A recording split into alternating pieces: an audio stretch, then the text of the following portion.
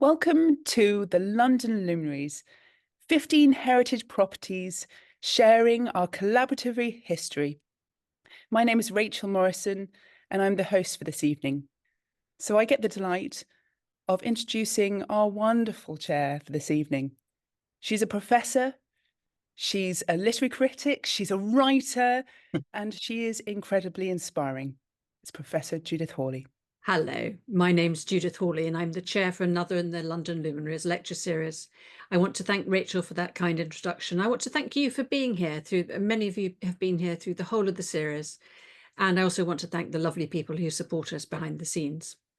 Now, the London Luminaries, as you probably know, is a voluntary organisation which exists to explore the history of the West of London. And we explore that through our talks and also through our interactions with you, our lovely audience. Now, sadly, this is the last in our current series, but you can watch all of our previous talks on our website or by searching for London Luminaries on our YouTube. And you'll find that we've created quite an archive over the years. And our speaker today, Ricky Pound, is the perfect person to round off this series. He's worked at a number of our Luminaries partners, including Chiswick House, Marble Hill House, Orleans House Gallery, Turner's House, and he's now house manager at the Twickenham Museum. I'm also pleased to say that he's a key figure behind the scenes at the Luminaries, being one of our original trustees. Ricky has a particular interest in symbolism in the art and architecture of historic houses and in Jacobite and Masonic material culture. He's going to explore some of those things today in his talk entitled Navigating Bounds of Loyalty, 18th Century Men of Twickenham in an Age of Political, Religious and Dynastic Instability. Over to you, Ricky. Well, thank you for that lovely introduction, Judith. So yes, there's the title of my talk. I'm going to begin with just a few terms. So throughout this presentation, I will be referring to the word Jacobite. Now, for clarification, the word Jacobite refers to the followers of King James II and his descendants. The word itself comes from the Latin word Jacobus, meaning James. Now, the Great Jacobite Rebellion of 1715 has often existed in the shadow of the much more famous 1745 Jacobite restitution attempt led by Charles Edward Stuart, or Bonnie Prince Charlie as we know him. And yet the rebellion of 1715 was potentially far more dangerous than the later attempt to regain the throne for the Stuarts. Now, to put this all into a fact, leading up to the 17 Jacobite Rebellion and putting it into context, it is worth providing a brief history of key events leading up to the battle, the origins of which can be traced back to 1688. In this year, William of Orange and his wife, Mary Stuart, travelled from the Netherlands to England in what became known as the Glorious or the Bloodless Revolution. The 1688 revolution, however, was for all intents and purposes an invasion by the back door, with Jacobites paralleling William and his invasion with that of his namesake, William of Normandy, and the invasion of 1066. William's fleet consisted of 50 men of war ships, along with between 300 or 400 merchant ships, and also 4,000 to 5,000 horses, artillery, and even a printing press for propaganda. The fleet was over twice the size of the Spanish Armada that challenged England 100 years earlier. This invasion, in the face of insurmountable odds, forced King James II and his family to flee to France. And in his absence, William was crowned King William III, and his Stuart wife, oldest daughter, the deposed James II, Queen Mary II. The reason for this was that King James II was a Catholic, and on the birth of his son, James Francis Edward Stuart, this forced a crisis for fears of a Catholic succession of monarchs. Now, James II and his family had to flee the country, first living in France, and later having the Stuart court and its followers settling in Rome, where the last Stuart claimant, Cardinal Henry Stuart, died in 1818. Now, when William and Mary died childless, the crown next passed to Anne, another daughter of King James II, who ruled between 1711 and 1714. When Anne died childless, the crown was offered to the next Protestant relation, amazingly skipping 57 closer Catholic claimants. This was Sophia, Electress of Hanover, Sophia was the daughter of Elizabeth, the so-called Winter Queen, older sister of the murdered King Charles I. Unfortunately for the Hanoverians, Sophia died on the 8th of June, 1714, leaving her eldest son, George, a non-English-speaking German, next in line to the realm. And so this brings us to the current state of affairs. The change of monarchs was the opportunity needed by the exiled Stuarts to raise rebellion and attempt to seize back the crown. And there they are, a book known as Ungrateful Daughters, where you've got them there on the cover. Now, on the 13th of November, 1715, the two leaders of the opposing armies met at Sheriffmuir. Both had once been Twickenham neighbours. John Erskine, 6th Earl of Mar, had command of the Jacobite army, which comprised of about 12,000 men, so quite a large number. The Earl of Mar had previously held the position of Secretary of State for Scotland between 1705 and 1707. Opposing him, and with a government army of just 6,000, so that's half the amount that Mar had, was John Campbell, 2nd Duke of Argyll, whose ancestral home was Ham House, which we learnt about in the last talk, which I'll speak about a little bit later. Now, the battle finished in a stalemate, but the Jacobites had lost the advantage and the impetus, and the rebellion quickly fragmented. Mar, together with James Francis Edward Stuart, who had joined him on the 23rd of December, were then forced back to France, where Mar went into exile for the next 19 years. Argyll, however, considered himself the victor and had this medal struck to commemorate his victory. Now, the Earl of Mar, as we've just said, was in exile, was elevated to the Jacobite peerage and invested with the Jacobite Order of the Garter. However, in the following year, Mar was viewed with deep hostility and suspicion by the Jacobite hierarchy, and with good reason. Today, it is known that Mar was receiving a pension from King George I, and a document discovered amongst the state papers in the National Archives in Kew in 2020, written by the Hanoverian spy John Roberts, has shown that Mar revealed key information to the Hanoverians, which led to the failure of the Atterbury plot. Now, this dangerous plot intended to capture the Tower of London, the Bank of England, the Royal Mint, and other government buildings in Westminster and the City of London, and also to capture the Hanoverian royal family. Erskine was known as Bobbing John, on account of the peculiar way that he walked, bobbing up and down, but also his tendency to shift between different political allegiances. John Erskine is still a very controversial figure in the history of Jacobitism. Now, nervously waiting for news of the outcome of the battle was the Scottish architect James Gibbs. Gibbs had much to lose depending on the result of the battle, but either outcome was not particularly helpful to the architect. The main reason for this is that both John Erskine and John Campbell, leaders of the opposing forces in the battle, were his friends and his patrons. Gibbs had known both men on a personal level for several years. He would also come regularly in contact with the men through his time in Twickenham. Now, as an example, in the 1720s, Gibbs would complete a palatial property called Sudbrook Lodge for John Campbell in Petersham. Now, you may or may not have seen this, close to where Campbell was born at Ham House in 1692. As we saw in last month's talk, Ham House has its own rich legacy of espionage, spying, double dealing, and conspiracy through Campbell's grandmother, Elizabeth Tolmarsh, and her husbands. Now, Gibbs thanked Campbell for his patronage in his early architectural career through his dedication to the Duke in his seminal Book of Architecture of 1728, which he dedicated to the young military general. And you can see it on the screen here. The help he received in his early architectural career was important for several reasons. After his return from Rome, Gibbs was near destitution because of his known Catholicism and suspicion of Jacobitism due to his religious beliefs. As Gibbs is a major protagonist in this talk, I shall now discuss his career in some detail. Now, James Gibb the S was added later, was born in Aberdeen in 1693, but little is known about his early life. However, both of Gibbs' parents were Catholics, and in the latter part of the 17th century, this presented persistent problems. Following the 1688 revolution, Catholics were harshly treated under the new Williamite regime. And it is known that Gibbs' family received much provocation and persecution because of their Catholic beliefs.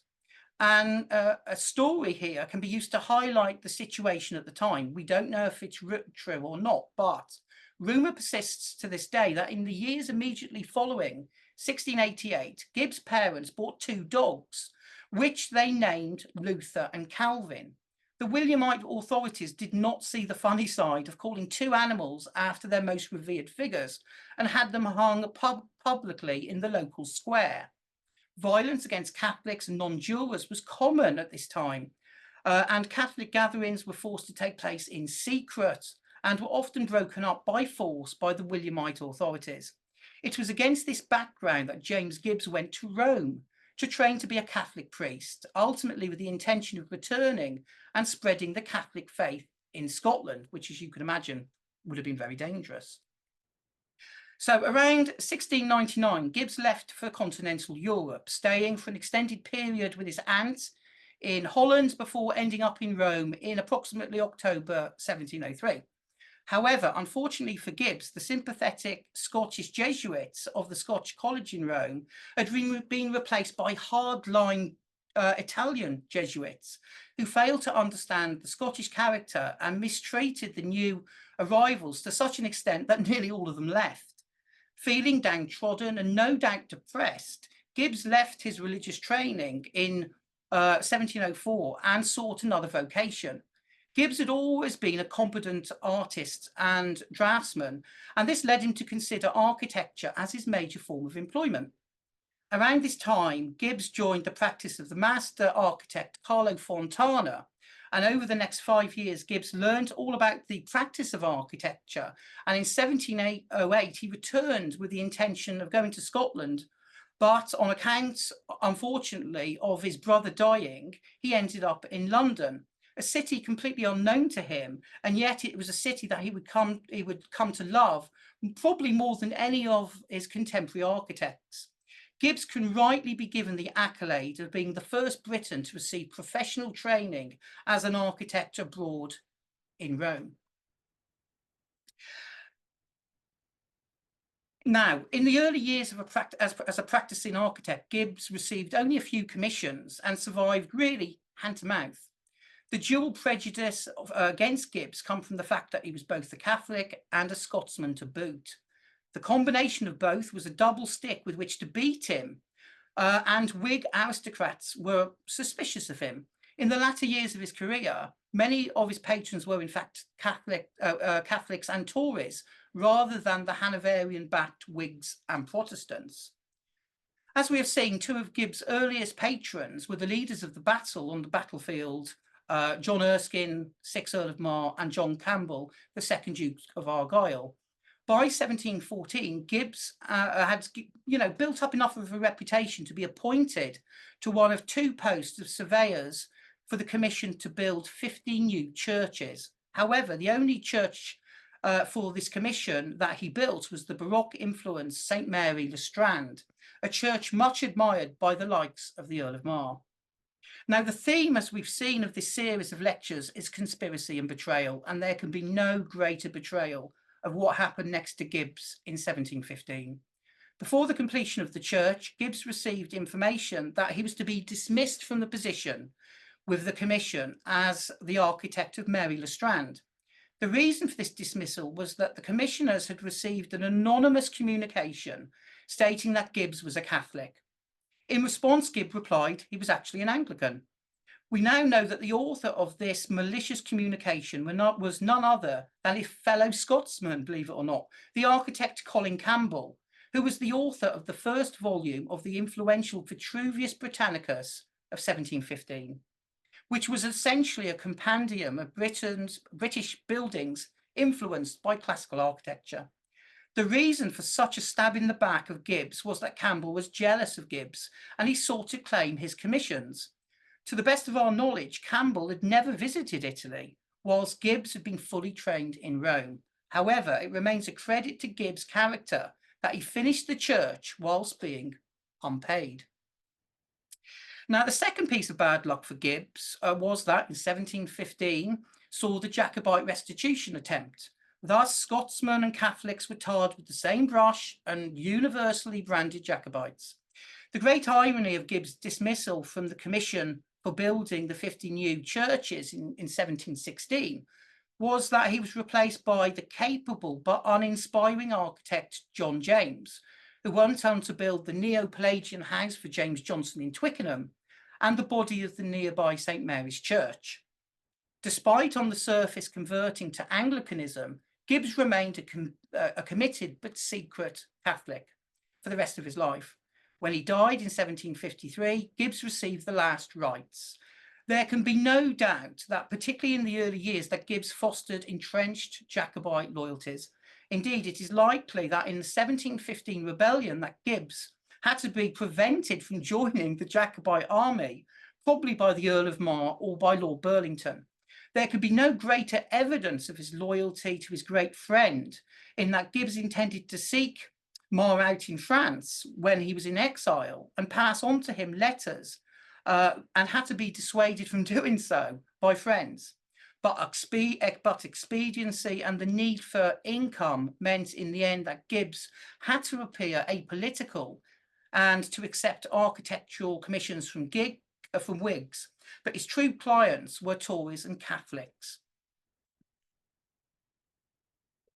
Now, perhaps James Gibbs' will, dated the 9th of May, 1754, gives the truest reflection of Gibbs' friendship, patrons and loyalties. For example, in his will, Gibbs explicitly acknowledged his gratitude for favours received from the Earl of Mar, and he made the Earl's son, Thomas Erskine, the major beneficiary of his will. Gibbs left Thomas £280 per annum, £1,000 in money and jewels to the value of £300 or £400. In addition, Gibbs left Thomas 3 houses, numbers 9 to 11 Henrietta Street, their annual rents, which totaled to about £280, and all his silver plates. It is interesting to note that, unable to inherit his father's title due to the writ of attainder for treason in 1716, Thomas Erskine passed his time involved in Masonic pursuits. He was elected Grand Master Mason of Scotland in 1749. It is also possible that his father and Gibbs were also Masons. Now, another notable beneficiary of Gibbs' will was the artist Cosmo Alexander, who received Gibbs' house at number 5 Henrietta Street and its contents.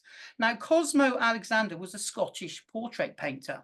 He was a very keen supporter of James Francis Edward Stuart's claim to the English and Scottish crowns.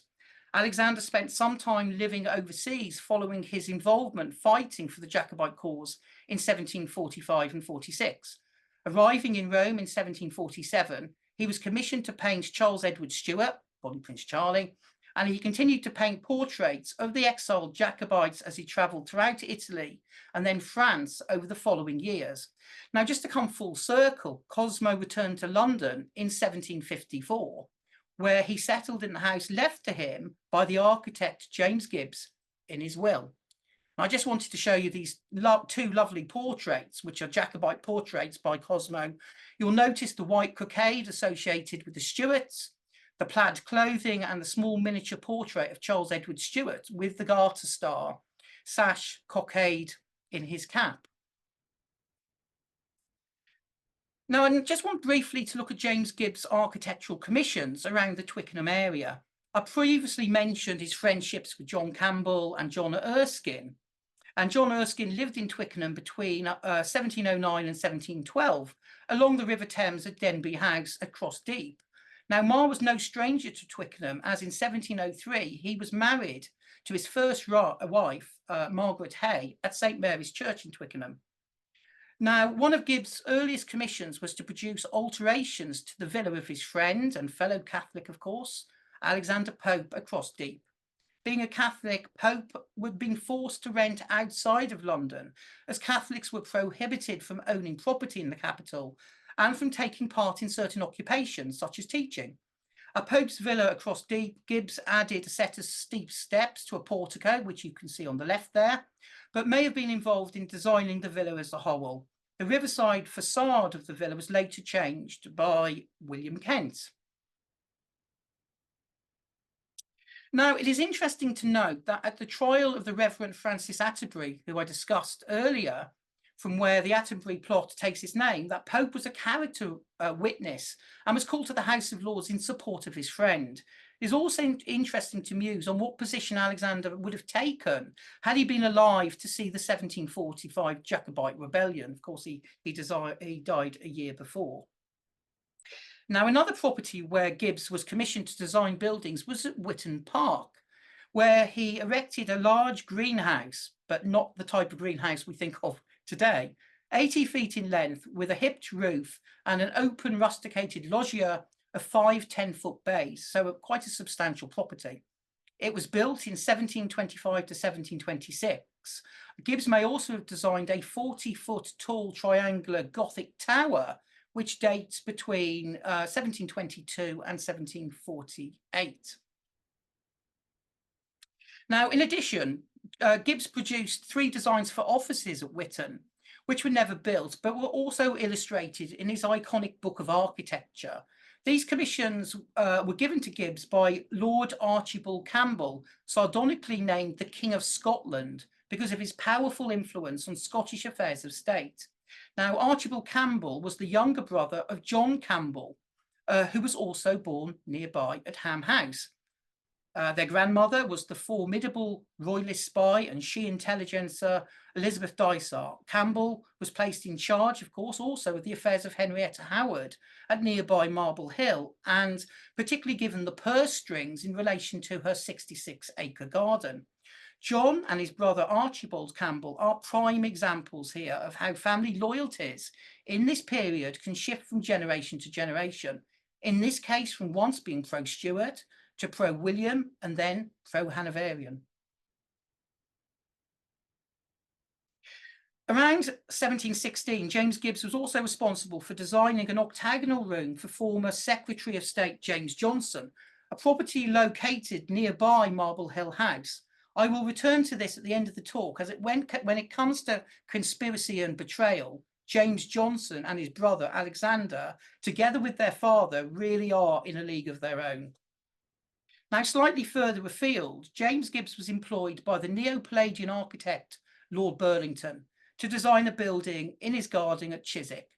It is known from around 1716 that Gibbs produced a design, again published in his Book of Architecture, of a pagan or heathen temple, which was situated in the middle avenue of the Patois, or Goosefoot as it was called. Unfortunately, the temple was demolished under the later Dukes of Devonshire, but paintings by the likes of Peter Risebrock show the temple in situ, and you can see it right in the centre there. Unfortunately for James Gibbs, he was dismissed by Lord Burlington for his work at Chiswick and at Burlington House. This may have been on account of the influence of the dreaded Colin Campbell, who was consistently attempting to gain commissions from the dismissed James Gibbs. Now, the political leanings of Lord Burlington have themselves come under suspicion in the last 30 or so years, as a prominent Whig grandee is now suspected of harbouring his own Jacobite loyalties. Research conducted by Jane Clark revealed Jacobite code names in the Stuart papers at Windsor Castle, from which Lord Burlington can be identified. These include names of Mr. Buck, Lamb, and even a code number, 2376 in Zech Hamilton's cipher.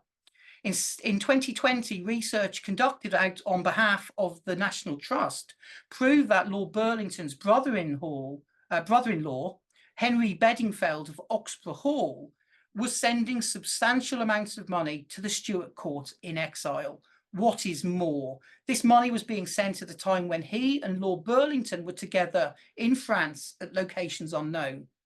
Payments reaching Henry Bedingfeld were also being made at the same time by a Mr. Andrew Crotty, Lord Burlington's agent in Ireland, who was known in private as the Great Jacobite. What can be deduced here is that this is a clear case of money laundering.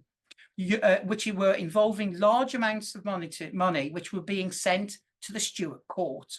Weapons were also being concealed by Bedingfield from government forces, whilst Burlington is recorded as dealing in sugars, a code name for swords.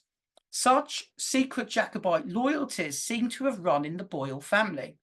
This is not surprising, as in the early 1660s, the Boyle family were given a choice of earldom by King Charles II for helping their mother, Henrietta Maria, at Bridlington Bay in the English Civil War. The title that the Boyles chose was Burlington, itself a corruption of Bridlington. Bridlington, incidentally, is also where William Kent hails from. Now, in the Green Velvet Room at Chiswick House is a large portrait of Charles Boyle, 2nd Earl of Burlington, with two of his friends, Evelyn Pierrepont, 1st Duke of Kingston upon Hull, and Admiral John Berkeley, 3rd Baron Berkeley of Stretton. The subject of this painting, which I've looked at in great detail, is worthy of investigation, as these three gentlemen sit in a dark, sparsely furnished room, and on the table in front of them is just bread and wine.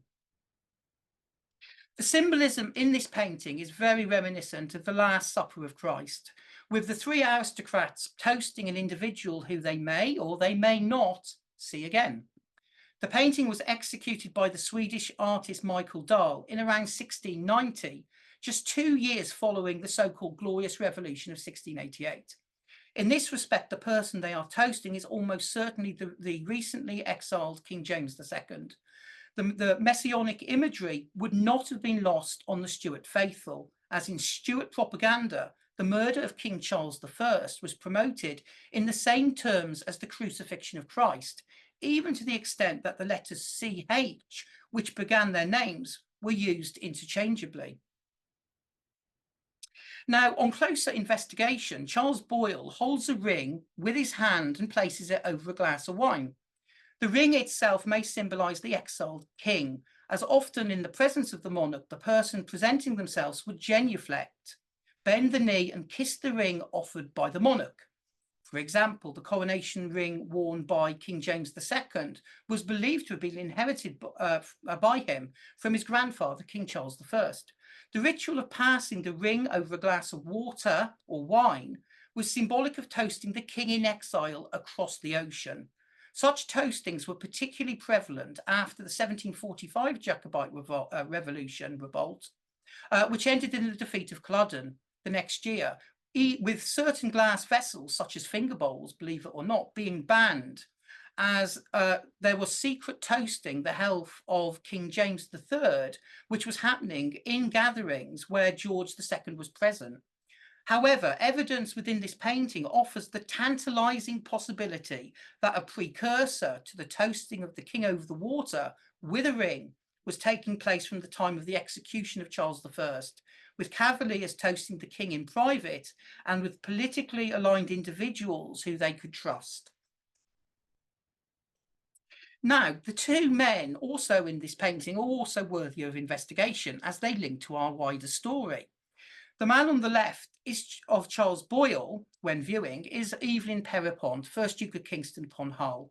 One of his daughters was Lady Frances Pierrepont, who became the second wife of John Erskine, who we've just encountered earlier, 2nd Earl of Mar, marrying on July the 20th, 1713. As we have seen, Mar was the main leader behind the 1715 Jacobite restitution attempt. His marriage to Lady Frances Pierrepont was a success for Mar, as it provided him with funds to clear his inherited debts. And here he is on the left, whilst in exile. Now, after the failure of the 1715 rebellion, Frances had to be given permission by the king to join her husband in exile. Lady Frances was the younger sister of Mary Mortley Montague. Now, Lady Mary was particularly displeased with this alliance, as she intensely disliked Lord Mar and was convinced of an unhappy outcome. Unfortunately, the stress of having a husband in exile led to a number of periods of mental illness beginning in 1728. Frances did, however, outlive her husband by 35 years, dying on the 4th of March, 1767. Now, I think this is the important point. The Pierrepont family were staunch Whigs, and this marriage in 1713 appears to have been an insurance policy to protect themselves in the eventuality of a Stuart restoration, which of course happened just 2 years later. Now, on the right of Charles Boyle sits John Berkeley, 3rd Baron Berkeley of Stretton. Berkeley carved out a very successful career as Admiral in the British Navy and took part in several naval engagements against the navies of Spain and France. Now, his father, John Berkeley, 1st Baron Berkeley of Stratton, had been an important follower of King Charles I and aided his escape from Hampton Court in 1647. He had been knighted previously in 1639 by the king at Berwick and was raised to the peerage in 1658 by Charles in exile in Brussels as Baron Berkeley of Stratton. Berkeley was also present at the baptism of the Princess Henrietta Maria on the 21st of July, 1644. After the restoration of King Charles II in 1660, Berkeley joined the Admiralty and was advanced to several senior positions, including that of the Privy Council. From 1668, Berkeley lived at Twickenham Park and is actually buried at nearby St. Mary's Church at Twickenham, where he has an elaborate memorial, and you can see it there in the middle. Just to add that other notable memorials and burials in the church include Alexander Pope, who's buried beneath a flagstone on which is just the letter P, the royalist painter Sir Godfrey Kneller, and Thomas Twining and his wife. Memorials were carved there and made there by well-known sculptors, including Francis Bird, Peter Schmakers, and Michael Risebrough. Now, returning to the triple portrait, I would also like to say a few lines about Michael Dahl, who painted it. He was a Swedish artist with a very good reputation. However, he did not enjoy a good relationship with the Hanoverian king or his family. Indeed, when Godfrey Kneller died, George I needed to find a new court painter, and Dahl was a leading candidate. This, however, was quickly aborted when Dahl refused to paint the portrait of the Duke of Cumberland, who was the later so-called butcher of Culloden when he was just 2 years old. Dahl was also suspected of harbouring Jacobite sympathies, partly on account of his Catholicism. He had important friendships with architects James Gibbs and poets Matthew Prior and Alexander Pope, both of whom he painted. It's also worth noting that Sweden was a keen supporter of the Stuarts in exile and were involved in some of the Jacobite plots to restore them to the throne. Interestingly, like Gibbs, most of Dahl's patrons appear to be Tories rather than Whigs. Now, finally, I'd like to return to James Gibbs and one particular commission that he received from James Johnston to build an octagonal building on his land in Twickenham. Around 1716, Gibbs started to design the building, which Johnston requested to be built in the Baroque style, to counterpart the Neo-Palladian house that had recently been built in red brick by the architect John James, the architect who would soon replace James Gibbs as architect to the commissioners to build 50 new London churches. So Gibbs designed a Baroque hall to appeal to Hanoverian sensibilities.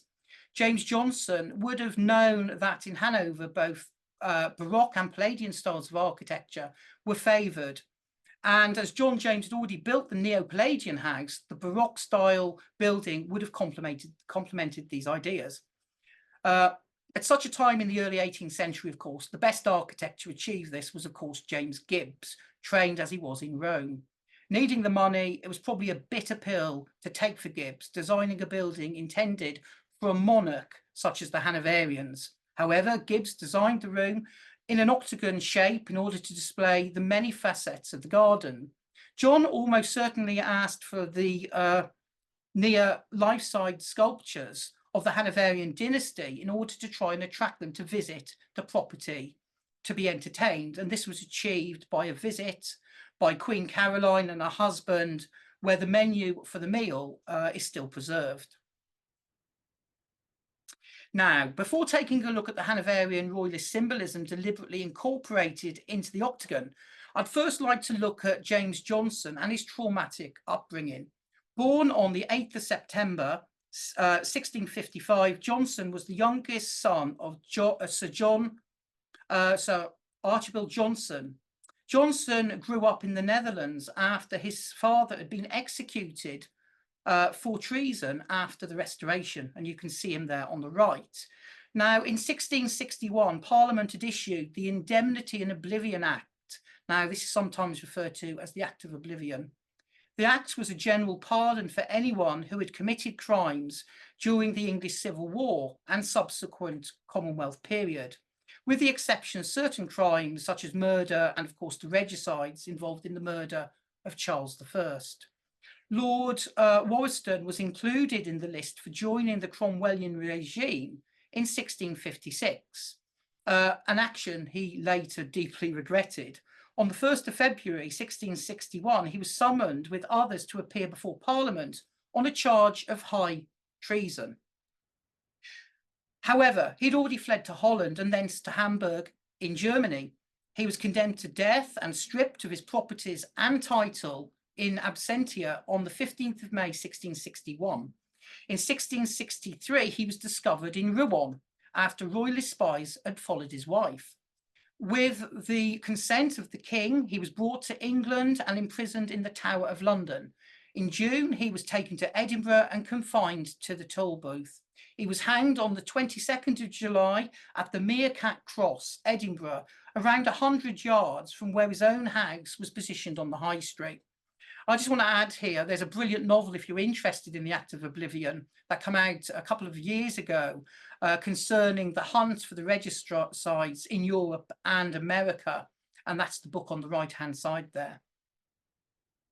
Now, in the late 1680s, James Johnston was himself gathering intelligence in opposition to James II, stroke 7th, in advance of William of Orange's revolution, passing coded information from England to the Netherlands. In England, he was central to disseminating Williamite pamphlets and propaganda. In England, Johnston was rewarded at the court of William and Mary in 1689 with the diplomatic post into Berlin, and then on his return in 1692, appointed as one of 2 secretaries of state in Scotland.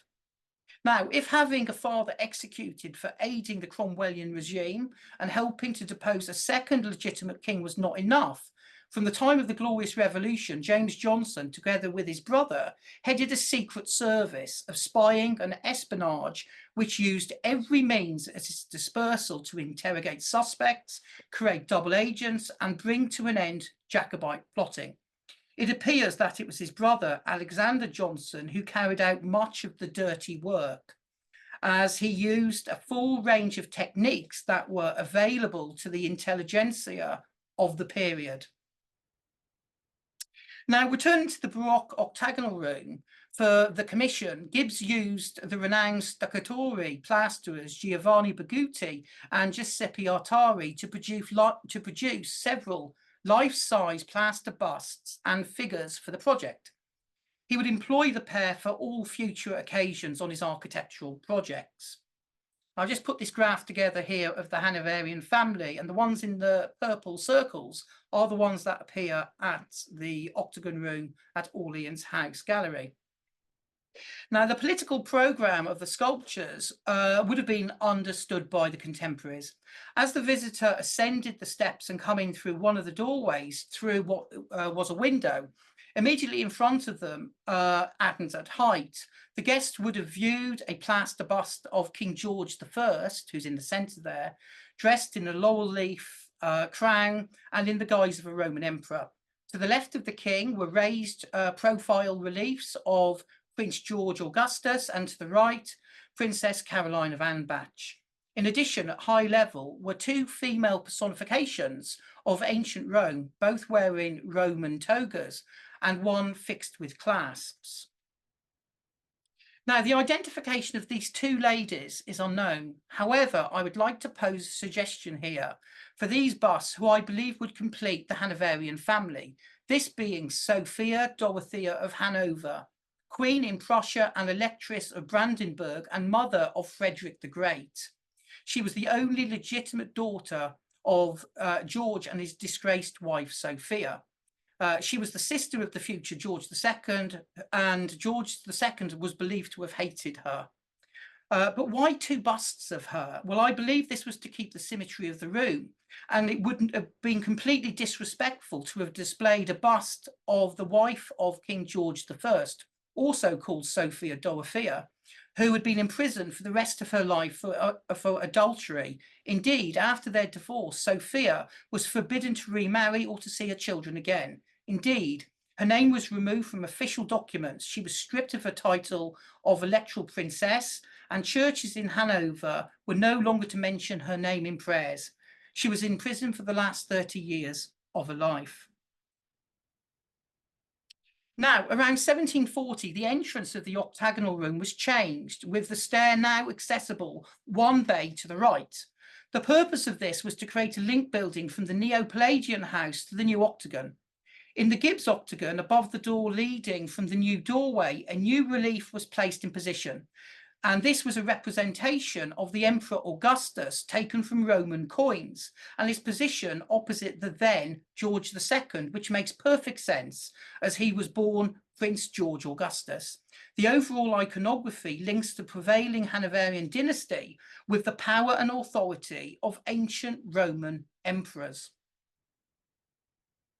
However, even though the octagon is a practical visual form to view the garden, one does have to wonder if James Gibbs had the last laugh at the Hanoverian iconography. For Jacobites, the number 8, or the number of sides of the octagon, was very specific, as King James Francis Edward Stuart was acknowledged as James III of England and James VIII of Scotland. In this respect, Gibbs' incorporation of the number 8 into the very architecture of James Johnston's new building, designed to attract Hanoverian visits and patronage, may have been Gibbs actually sticking up 2 fingers to Johnston and the Hanoverian monarchy that Johnston so much admired. And as a kind of adjunct to this paper, to finish off, I just wanted to mention a curious little story in relation to the Twickenham area and the Battle of Culloden. Following the defeat of the Stuart forces in 1746, it was reported that a strange fence had been erected at Twickenham House. The metal fence consisted of 132 Jacobite swords that had been collected from the battlefield on orders of the Duke of Cumberland. The points, pommels and hilts were removed. This must have looked a very curious sight indeed. It appears that in 1746, Twickenham House was acquired by John Hay, 4th Marquess of Tweeddale, and from 1742 to 1746 he had acted as Secretary of State for Scotland, and so was actively involved with the aftermath of the rebellion. The swords remained at the house until its demolition in 1888, when the swords appear to have been rescued by a scrap merchant, and several are today on display at the Culloden Visitor Centre. So next time you visit the Gibbs Room at Orleans House Gallery or the Green Velvet Room at Chiswick House, look closely at the architecture and art that you see in front of you, as this may not always reveal the whole story, and many underlying layers of meaning may still be there to be discovered and indeed deciphered. Thank you. I would just like to finish off just by shouting out to the Twickenham Museum where I work. We're always looking for volunteers. It's a lovely place to work with much history from Twickenham and the area that surrounds it. So if you'd like to become a volunteer, please get in touch with me at the address below, and we'd be delighted to have you. Thank you. Thank you so much, Ricky, for that amazing talk. I would strongly recommend that people do volunteer at Twickenham Museum and at any of the other Luminaries properties. I think I often meet volunteers from other historic properties when I guide people around the grotto, and it is a really wonderful way to get to know people and to contribute to your local area.